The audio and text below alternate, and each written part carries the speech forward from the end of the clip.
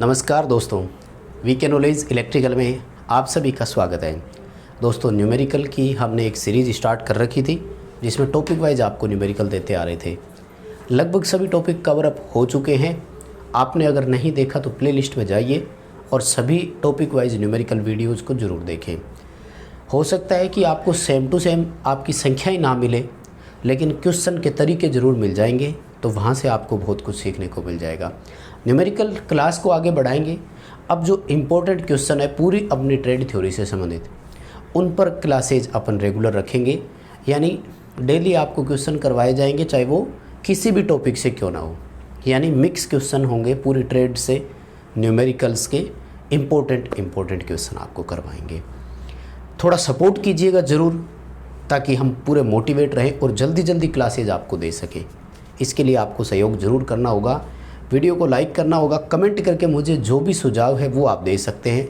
आपका पूरा स्वागत है। आपके सुझावों के लिए ज़रूर बताइए, जो भी चीज़ें हैं इम्प्रूव ज़रूर करेंगे। कमी लगे तो उसको भी ज़रूर बताइएगा, नहीं लगे तो वीडियो को लाइक ज़रूर करना है और दोस्तों को आगे फॉरवर्ड ज़रूर किया करें। कंटेंट नए लोगों तक पहुँचेगा तो अपने आप अपने साथ चीज़ें जुड़ेगी। आइए ज़रा आज की टॉपिक को शुरू करते हैं। काफ़ी अच्छा क्वेश्चन है ये, और इन्हीं सब पर अपन डिटेल से चर्चा करेंगे। काफ़ी कुछ ये सिखाएगा भी आपको। तो चलिए दोस्तों, आगे बढ़ाते हैं आज के इस टॉपिक को। सबसे पहले दोस्तों, एसी थ्योरी का एक क्वेश्चन है, वो करवा रहा हूँ आपको। काफ़ी इम्पोर्टेंट क्वेश्चन है, लेवल थोड़ा सा अप है उस क्वेश्चन का, लेकिन एग्ज़ाम में कोई भरोसा नहीं, आ भी सकता है। एमपी पीजीसीएल में 2019 में एग्ज़ाम हुआ था, सेम क्वेश्चन उस तरह का उसमें पूछा गया था। जब वहाँ आईटीआई वालों से पूछा जा सकता है, तो ये क्वेश्चन किसी भी आईटीआई वालों से पूछा जा सकता है। इसलिए ज़रूर इस क्वेश्चन को आप कवर अप करने का प्रयास करें। इस तरह के क्वेश्चन पेपर में आ सकते हैं, संख्याएं बदली भी हो सकती है। सवाल मैं वोल्टेज का दे रहा हूँ, एग्ज़ाम में हो सकता है करंट का भी आ जाए, तो इससे कोई घबराने की ज़रूरत नहीं है। तरीका बता रहा हूँ आपको, है ना। सवाल ये है कि एक परिपथ में वोल्टेज का मान इस प्रकार है, अपन को दिया है, ठीक है। एक परिपथ में वोल्टेज का मान, और हमें क्या किया, एक समीकरण बना करके मान दे रहा है। समीकरण इस तरह से दिया है कि V बराबर 100 sin ओमेगा t, ऐसे लिखा है मान को, ध्यान से समझना, पूरा नहीं लिखा। और क्या लिखा है, फ्रीक्वेंसी दी है अलग से, और वो श्रीमान 25 हर्ट्ज दी है, मात्र ध्यान रखना, ठीक है। अब ध्यान से सुनो सवाल को। क्या कह रहा है कि वोल्टेज के 50 वोल्ट तक बढ़ने में लगा समय ज्ञात कीजिए। देखो दोस्तों, 2-3 चीज़ें बता रहा हूँ। सबसे पहले तो क्वेश्चन सुनो क्या पूछ रहे हैं। वो ये कह रहा है कि साइन वेव एसी है इस तरह से, ठीक है ना, यूँ। वोल्टेज यहाँ 0 से चलता है, पीक मान कितना है, 100 वोल्ट। एक चीज़ का ध्यान रखना, साइन के पास यहाँ जो भी वैल्यू लिखी होती है ना, हमेशा मैक्सिमम होती है। स्पष्टता दे दिया जाए तब, हालांकि कई क्वेश्चन ऐसे होते हैं जिनमें लिख देता है वो कि वोल्टेज का आरएमएस मान इतना है, तो फिर पहले आपको पीक वैल्यू निकालनी पड़ेगी 1.414 से मल्टीप्लाई करके। लेकिन जब समीकरण देता है ना, तो ध्यान रखना, समीकरण में साइन के पास लिखी वैल्यू को हमेशा मैक्सिमम वैल्यू, पीक वैल्यू ही माना जाता है। 100 वोल्ट हो गया। वो यहाँ तक का पूछ रहा है कि 0 से चले और लगभग जब आपका 50 वोल्ट आया था ना, तो कितना टाइम लिया होगा उसने, बताइए। ठीक है, बात समझ गए ना सभी। तो दोस्तों, इस तरह का क्वेश्चन जब भी आए ना, तो आपको क्या करना होता है, आपको अपनी तरफ से एक समीकरण लिखनी होती है, और हम सब जानते हैं कि वो समीकरण क्या होती है, V maximum sine omega t। बात समझ में आ गई ना इतनी दूर की। V maximum sine omega t एक समीकरण होती है, याद है सभी को, जहाँ वोल्टेज का मैक्सिमम मान साइन के सापेक्ष रखना होता है। इसमें जो चलती है वैल्यू साइन ही तो है, साइन वेव करें। ओमेगा का मान होता है 2πf, और t एक टाइम होता है। तो V बराबर V maximum sine, my dear, omega का मान हम सब जानते हैं कि 2πf के बराबर होता है। इसको 2πft सोल्व करके लिख दो। इस तरह के सवालों को जब सोल्व करें तो आपको एक चीज़ बहुत गहराई से याद रखनी है वो ये कि यहाँ पाई का मान आपको 180 डिग्री रखना है। पाई का मान कितना रखोगे? 180 डिग्री रखना है, 3.14 नहीं। बस तो फिर मान रखो। देखो वोल्टेज का मैक्सिमम मान कितना है? 100। साइन की जगह साइन 2 और एफ दिया हुआ है 25 हर्ट्ज, इन दोनों को मल्टीप्लाई कर दो 50 और पाई का मान रखो 180 डिग्री, तो 50 × 180 टाइम। बताओ एक स्टेप समझ में और आई क्या? साइन की जगह भी मैक्सिमम वोल्टेज 100 साइन हो गया, 2 का 2 हो गया, एफ को मल्टीप्लाई कर दिया 2 से, पाई का मान 180 डिग्री रख दिया, टाइम एज इट इज़ रख दिया। बात समझ में आई? हमें देखो ये वोल्टेज दे रखी है उसने स्पष्टता है, समझ रहे हो ना? ये वोल्टेज उसने स्पष्ट दे रखी है, देखो ये 50 वोल्ट, तो यहाँ पर क्या करना है? 50 वोल्ट और लिख दो। जितना दिया हुआ है 60 वोल्ट का भी दे सकता है, 80 वोल्ट का, 90 वोल्ट का भी दे सकता है, जो दिया हुआ है यहाँ रखो। ये तात्कालिक मान होता है, तो ये तात्कालिक मान हो गया ना। अब तात्कालिक 0 से लेकर 100 के बीच में जितने भी है सब तात्कालिक मान ही है, इंस्टेंट वैल्यू ही है सारी की सारी, लिख दो बस, और कुछ भी नहीं है। अब करो इसकी कैलकुलेशन। 50 की जगह 50 रखो, 100 की जगह 100, साइन की जगह साइन, और इन दोनों को चाहो तो अब मल्टीप्लाई कर दो, कोई बात नहीं है ना। 180 को 50 से मल्टीप्लाई करोगे तो 9000 डिग्री आपका टाइम हो गया, ठीक है। सापेक्ष मल्टीप्लाई करोगे तो ये देखो 100 जो मल्टीप्लाई हो रहे हैं इसको बराबर से पहले अगर अपन भेज देते हैं तो 50/100 हो जाएगा, और इधर अपने पास क्या रह गया? Sine 9000 degree into time. इन दोनों को आप सोल्व करते हैं तो उत्तर आया 0.5 साइन 9000 टाइम। बताओ बात समझ में आई क्या? अगर हम साइन को बराबर के पहले सेंड कर दें तो हमारे पास क्या बचेगा? 9000 टाइम बराबर साइन -1, माइनस का 1 ही है ना भाई, साइन बटे में आ रहा है, एक ही बात है, -1 घातांक लगा दी, और मान कितना है? 0.5 जो है वो तो 0.5 है ही, ये वाला।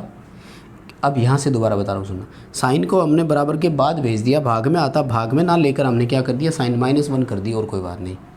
बस तो फिर देखो 9000 डिग्री टाइम बराबर साइन 0.5 जो होता है ना वो 30 डिग्री का मान होता है। अब इस साइन को भूल जाओ एक बार, -1 +1 कोई बात नहीं, 0.5 की वैल्यू रख दो यहाँ। साइन में 0.5 कितने डिग्री का होता है ये आपको याद रखना पड़ेगा। साइन 0 का, 30 का, 45 का, 60 का और 90 का। साइन और कोस की ये 5 वैल्यू आप ज़रूर याद रखें माय डियर, अगर एग्ज़ाम में कामयाब होना है तो। कोस के भी आते हैं सवाल, मैं आपको करवा दूंगा, लेकिन साइन के तो आपको वैल्यू याद रखने ही पड़ेंगे। देखो भाई, टाइम कैलकुलेट करोगे तो क्या करेंगे? 30 डिग्री में 9000 डिग्री का भाग देना है, डिग्री से डिग्री में दोगे तो सीधा उत्तर आएगा, और जब कैलकुलेशन करोगे तो उत्तर आएगा 1/300। समय किस में होता है? सेकंड में होता है। बताओ दोस्तों, यहाँ तक की बात समझ में आई क्या? एक सवाल आपको समझ आया?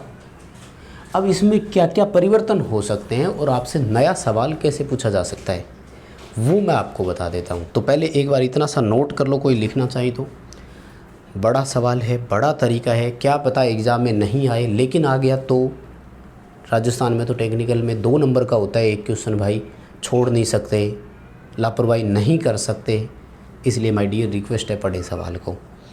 अब देखो इसमें चेंजेस क्या आ सकता है, हालांकि मैंने करवाया हुआ है वो।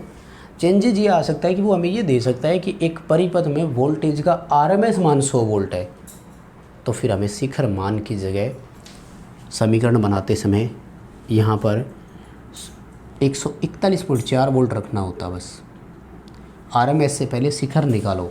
याद रखना दोस्तों, इस समीकरण में जो वैल्यू रखनी है वो मैक्सिमम वाली वैल्यू रखनी है, point number 1।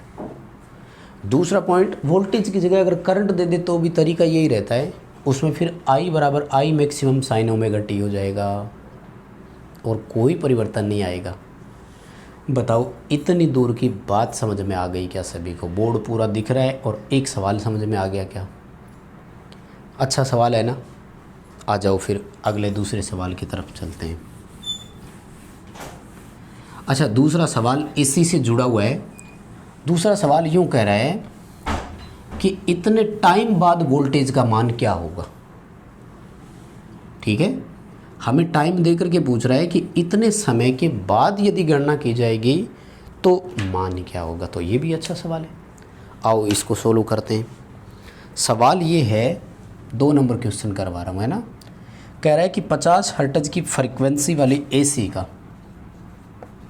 50 hertz frequency AC का पीक वोल्टेज, ध्यान से देखना, दिया हुआ है स्पष्ट तो कोई दिक्कत ही नहीं है। पीक वोल्टेज 50 वोल्ट है, ठीक है।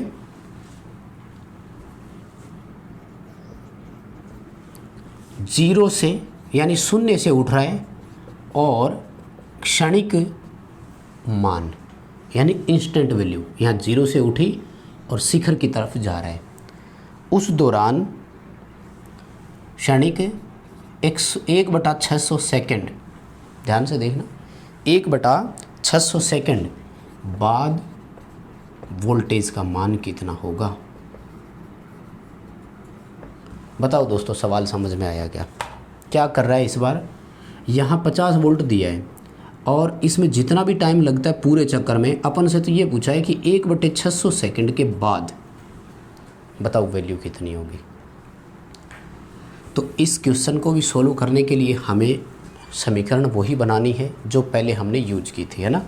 कौन सी समीकरण है? देखो, समीकरण सेम वही रखेंगे कि V बराबर V maximum sine omega T, ठीक है।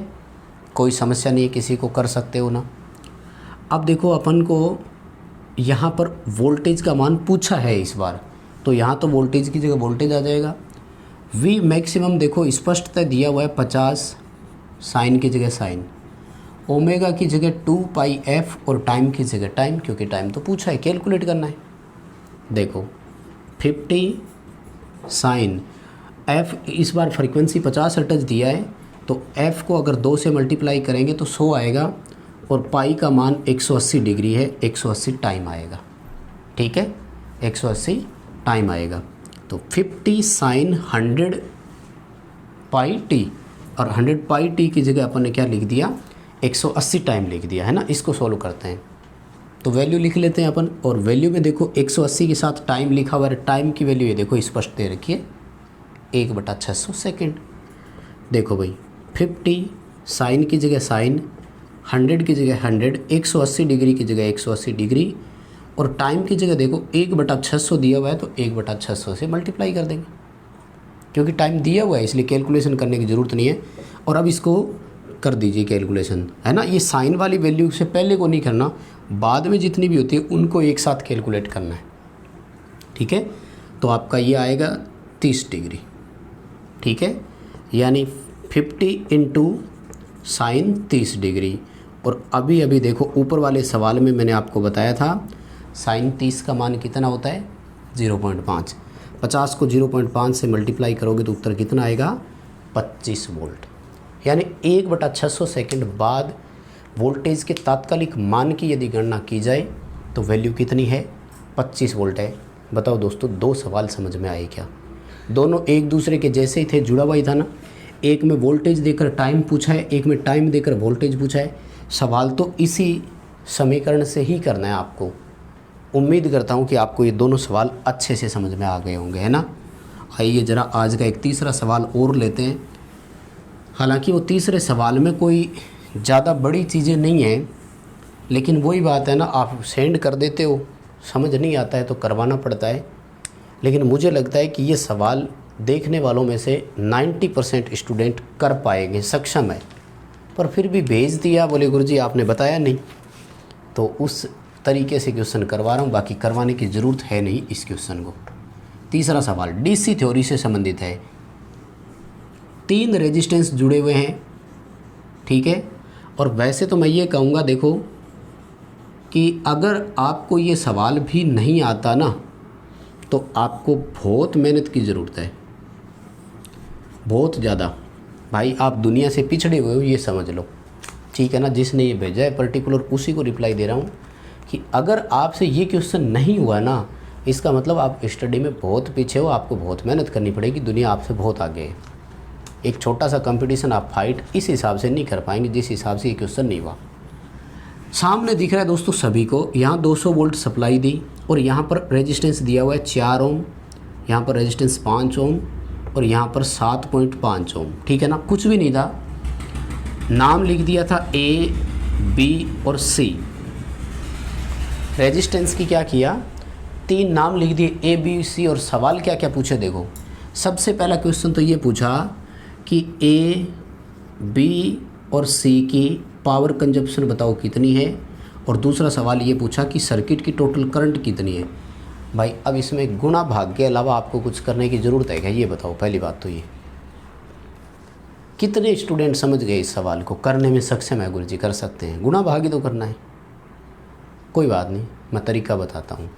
ये फाउंडेशन वाला क्वेश्चन है भाई, आपका नींव जो होती है ना कमज़ोर है बहुत, अगर ये चीज़ें समझ नहीं पा रहे हो तो।